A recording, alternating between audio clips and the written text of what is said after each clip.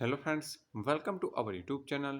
આજે મિત્રો આપણે માહિતી મેળવીશું પોલીસ ભરતી બાબતે મુખ્યમંત્રી ભૂપેન્દ્ર પટેલે મોટી જાહેરાત કરી છે. મિત્રો, સરકાર પોલીસ એસઆરપીના અગ્નિવીરોને અગ્નિવીરોને પ્રાધાન્ય અપાશે. મુખ્યમંત્રી પોલીસ ભરતીમાં અગ્નિવીરોને 10% અનામતની ગુજરાત સરકારની તૈયારી.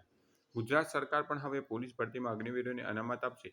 મુખ્યમંત્રી ભૂપેન્દ્ર પટેલે શુક્રવારે સાંજે આ જાહેરાત કરી હતી. તેમણે સોશિયલ મીડિયા મારફત જારી કરેલા મેસેજ અનુસાર સરકાર પોલીસ અને રાજ્ય પોલીસ અનામત દરમાં અગ્નિવીર જવાનોને પ્રાધાન્ય આપશે. અગ્નિપથ યોજના અને અગ્નિવીર અંગે વિપક્ષો દ્વારા ફેલાવવામાં આવેલ ભ્રમ વાહિયાત અને નિંદનીય. વડાપ્રધાન નરેન્દ્ર મોદીના નેતૃત્વમાં ભારતીય સેના અને આંતરિક સુરક્ષા વ્યવસ્થામાં ઘણા નવા સુધારા થઈ રહ્યા છે. અગ્નિપથ યોજના પણ આવી જ પહેલ છે. અગ્નિવીરના કારણે ભારતીય સેના વધુ યુવા બનશે. આ યોજના દેશના આવા બહાદુર યુવાનોને તૈયાર કરશે, જેઓ સેનામાં સેવા કર્યા બાદ દેશની સુરક્ષા વ્યવસ્થાને મજબૂત બનાવવામાં અમૂલ્ય યોગદાન આપશે.